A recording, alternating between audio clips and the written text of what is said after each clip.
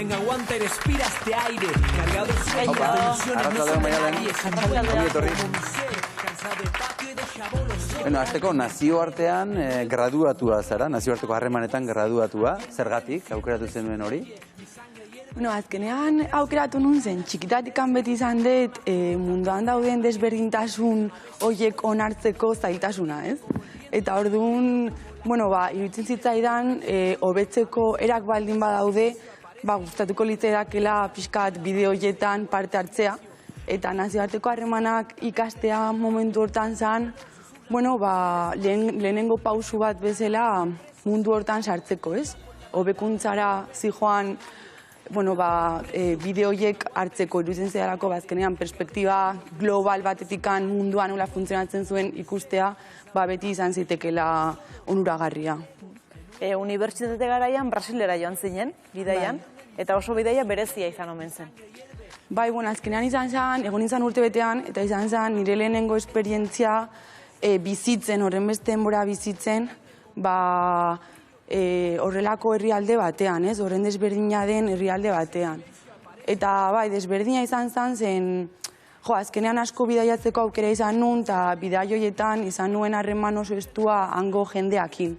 Eta orduan, ikusi izan alnun, nola bizizan, nire adina zuen neska bat, adibidez, goatzen naiz, goizeko 4 esnatzen zela, bere etxean segun jende guztiari janaria emateko, gero juten zela arreindegira lan egitera, gero egiten zuela berriz etxean egin bazitun gauza guztiak, eta gero unibertsitatera juten zela, bueltan, igual gaueko 10etan zuenean, ez? Buelta gaueko 10etan zuenean, orduan, bueno, gauza horiek ikuste dituzunean eta beraiekin bizitzen ari zarenean egunero konturatzen zara benetan ze desberdin bizi garen. Eta behar bada hor erabaki zenuen voluntaritzaren bidean zerbait egiten hasi nahi zenuela, eta adibide bat aipatuko dugu, 2008an Donostiako Loiola Etxeak antolatzen dituen voluntariotza programetako batean hartu zenuen parte, ezta? Kontatuko diguzu, zer den Loiola Etxea, hasteko?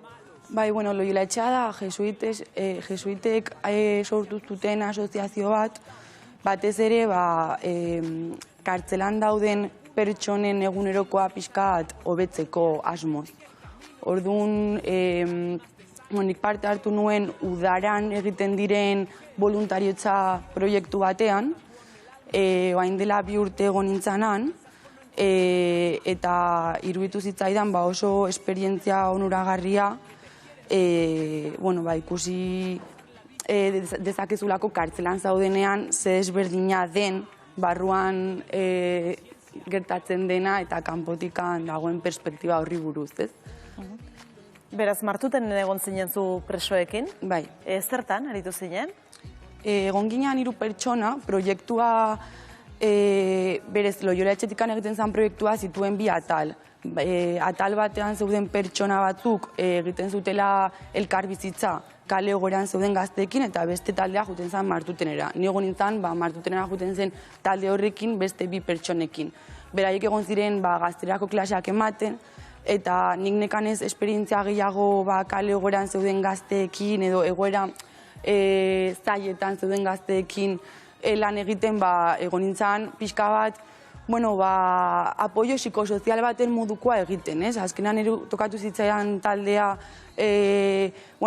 taldeari zitzaion asko gelditzen kartzelatik ateatzeko, eta orduan nik pixka bat eman nien apoio hori kalera berriz ere ateratzeko prestakuntza baten modukoa, ez? Nik azkenean bakarrikan entzuten nien, beraien kezkak, beraien motivazioak ebai, kalera ateratzeko zituzen motivazio horiek zeintzuk ziren, eta beldurrak, ez? Azkenean, ez dutela horren beste espazio beldur horiei hitz egiteko. Eta zeintzuk ziren kalera ateratzeko gutxi falta zitzaien preso gazte horien kezkak, beldurrak, zeuk esan duzu, ezta? Zer detektatu duzuzuk? Azkenean nik gehien detektatu duana izan da, kartzelan dauden pertsona gehienek, baino gehienek, dituztela kondizio sozioekonomiko oso baxuak. Orduan, karo, beraien kezka asko daude horrekin lotuta. Eta horrek ebai kalte egiten die, igual guretzako horren normalak ez diren gauzei, baina adibidez, bai, erlazio sozialetan, beraien neskarekin edo zituzten arazoetan, nork ordainduko du alkilerra orain, zeren, azkenean, zuzadenean horrelako egoera batean, diru gutxi dakasun egoera batean, eta zure neska egoera horretan baldin badago, nork erakitzea, nork ordainduko duen alkilerra da oso arazo handia, ez? Orduan, beraiek zeuden motibatuak kalera ateratzeko, baina beldur horrekin ere bai, azkenean kartzelatik ateratzen zeanean, asko zezaiagoa da lan aurkitzea. Orduan, horrek ze ondori izango dituen nire bikotean, ez? Edo nola begiratuko nire bikotea jakinda kartzelan egon naizela, nola izango da berakiko harremana, edo nire semeak nola begiratuko dit orain, ze izango di bere lagunei, ez? Lapurretei buruzko gogoetak ere egiten zenituzten, eta zer zioten beraiek horri buruz? Nik gogoratzen dut gazte baten historioa, ez, batez ere, zen geunden, azkenan hitz egiten genuen guztiari buruz eta asko ere horrelako gauzei buruz zergatikan zeuden beraik kartzelan eta zer ustez duten horre gauza horiei buruz, egin zituzten gauza horiei buruz eta horien artean lapurretari buruz. Eta goratzen naiz gazte batek ez esaten zuela, gaina beraz egon nire taldean, baina batzutan pasatzen zen dietaletik,an zen guztiak ondora ematen ziren beraien artean, ez da beraien iritzia emateko. Orduan, honek egun batean sartu zen, esan zuen, egia esan, nik egia esaten badizut, nik lapurreta zituen 121 kaso, ez? Osea, kaso asko, lapurretan kaso asko. Eta, berak egia esan bai, onartzen zuen ere, lapurreta horren, igual gau pixka gaizkitango esatea, baina lapurreta horren arrazoietariko bat ere zela, azkenean horrek ematen zion adrenalina, ez?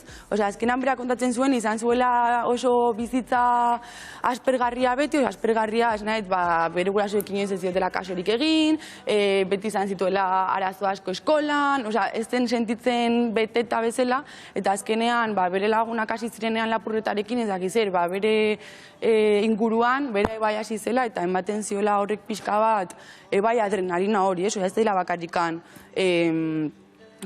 diru arazoa, eta usteet hau bai kontutan hartu behar dela, ikusteko konponbideak ze zentzutan joan behar diren, ez? Osea, esan nahi, azkenean drogak bai adrenalinarekin lotuak egon daitezke, eta igual lapurreta bai horrekin lotuta baldin badago, eski igual gaur egungo gazteak ere ez gaude beteta, eta zeren arazoa da hori, ez? Osea, iruditzen zait, noski bai berak hitz egiten zuela asko, eta gazte honek konkretuki hitz egiten zuen asko, ze gaizki sentitzen zen hori onartzerako orduan. Osea, onarketa hau, juntzan, nire uste izan zen super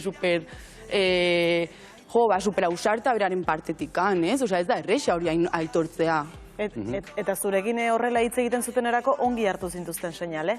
Bai, nirekin, egia esan, nire bai esperientzian ekan pixkat kolektibo honekin eta banekin bai nola pintxatu, ez azkenean egin genuen hausnarketa hau, egin genuenean nik ez nuen nahi izatea, bai egiten dugu diru arazoak dauzkagulako edo alkilerra ezin degulako ordaindu zen, bale, baldin badazkazula kaso, baina dituztenan 121 kaso, badakizu ez dela bakarrikan horregatik, badaudela beste arrazoi batzuk hor, ez? Orduan, saiatzen nintzen pixka bat, ara juten bai, beraie konturatzeko, zergatik bai egiten zituzten horrelako gauzak, ez? Azkenean, nahi baldin badezu gelditu hori egitea, garantzitsua da beraie konturatzea bai zergatik egiten dituzten, eta ze puntutaraino konpensatzen dira adrenalinarengatik kartzelan egotea, ez?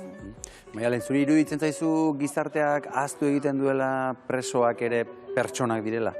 Bai, pilo bat. Eta azkenan adrenalinaren abe kontatzen dut horregatik, ez? Zen nik nire inguruan izan ditut lagun asko Australian bizitzen egon direnak eta Australian ere karritoarekin askotan lapurtu dutenak, eta ez diru faltaren gatik, baizik, eta azkenean guztiek digulako batzutan adrenalina goxe hori, ez? Eta ematen du dagoela supertxarra den zehozer ikusia bezala, baina nire lagunak direla guztiek karrera batekin, guztiak direla pertsona honak, baina, azkenean batzutan badaude nahi hoiek, eta nire ustez horrelako gauzek bai ikusarazten dituzte beraiek pertsonak bezala, ez? Osea, eta bai, ausardi hori horretaz hitz egiteko edo bere neskarekin dituen arazoak kontatzeko eta kontatzen dituen momentuan negarrez jartzeko, ez? Eta orduan kartzelara joeten zarenean, da kasu aukera hori nahi baldin badezu, pertsona horiek benetan ezagutzeko eta konturatzeko pertsonak direla, benetan pertsonak direla, eta askok badakitela gaizki egin dituztela gauzak, hor egotea merezi dutela, eta, beldurrak dituztela berriz ara sartzeko, baino ez dutela bueltatu nahi, ez dutelako berriz egin zutena egin nahi, ez? Zuri zer erakutsi dizu boluntariotza lan honek? Zuk zer ikasi duzu?